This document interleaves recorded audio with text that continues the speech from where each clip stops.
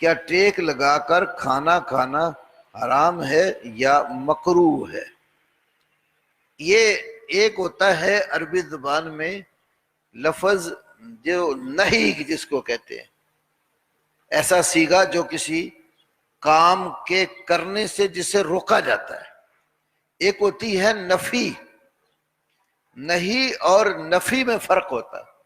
مثلا میں آپ سے کہوں کہ آپ یہاں نہ بیٹھیں، یہ روکا گیا ہے۔ اگر میں کہوں یہ شخص یہاں نہیں بیٹھتا، یہ نفی ہے۔ جو نہیں ہوتی ہے نا، جسے روکا گیا ہوتا ہے، وہ الفاظ حرام ہونے پر دلیل بنتے ہیں۔ جس میں روکا نہیں گیا، نفی کی گئی کام کی، تو نفی حرمت پر دلالت نہیں کرتی۔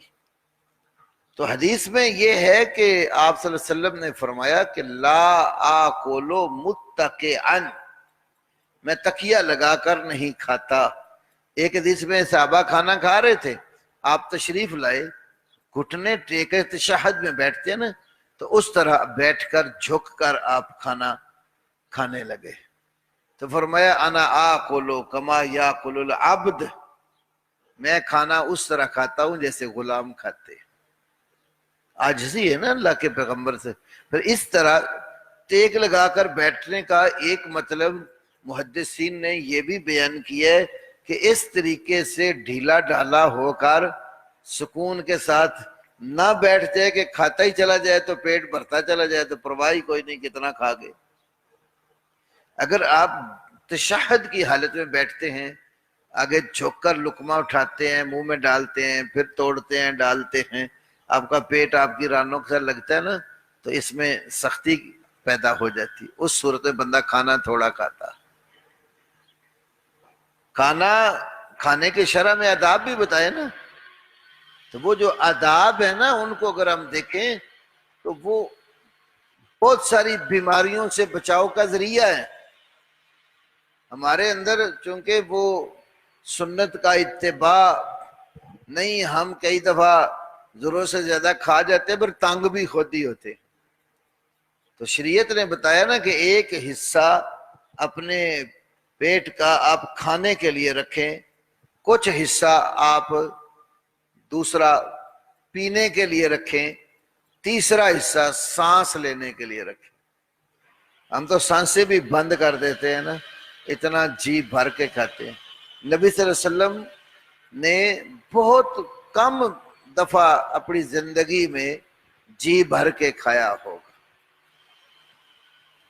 ابن ابی شیبہ جو حدیث کی کتاب المصنف، اس میں روایت ہے، اور شیخ ابو بکر الجزائری رحمہ اللہ، ان کی ایسر التفاسیر جو قرآن کی تفسیر ہے، یکلوا واشربوا ولا تسرفوا، کھاؤ پیو اور اسراف نہ کرو۔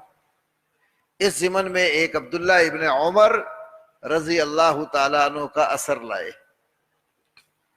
وہ کیا اثر اور روایت؟ ایک دفعہ ابن عمر رضی اللہ عنہ کھانا کھایا نا، تو ایک بندے نے ان کو جوارش پھکی وہ پیش کی، کہا کہ یہ آپ کھا لیں۔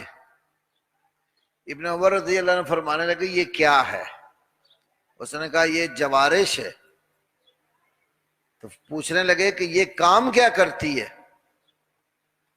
تو انہوں نے، وہ بندہ کہنے لگا کہ جب کھانا کھا لے نا، اس کے بعد یہ کوئی تھوڑی سی مقدار لے لیں تو کھانا اوپر پیٹ کو، منہ کو نہیں آتا، ہضم کرتی ہے۔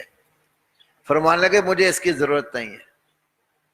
میں ایسے لوگوں کا ساتھی رہا ہوں جو کبھی کبھی پیٹ بھر کر کھاتے ہیں اور اکثر فاقہ ان کو ہوتا ہے، تو ہمیں اس جوارش کی ضرورت نہیں ہے، اور ہمیں تو 24 گھنٹے ہی ہاضمولے کی ضرورت پڑتی ہے۔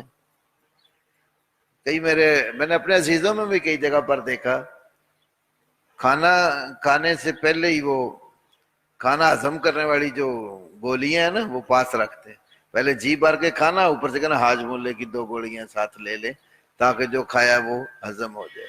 صحابہ میں ایسا نہیں تھا۔ تو وہ اتقاء انا لا آکل متکئا، میں تکیہ لگا کر نہیں کھاتا، یعنی اس طرح میں سیٹ ہو کر نہیں بیٹھتا کہ کھانا جو ہے ضرورت سے زیادہ کھایا جا سکے.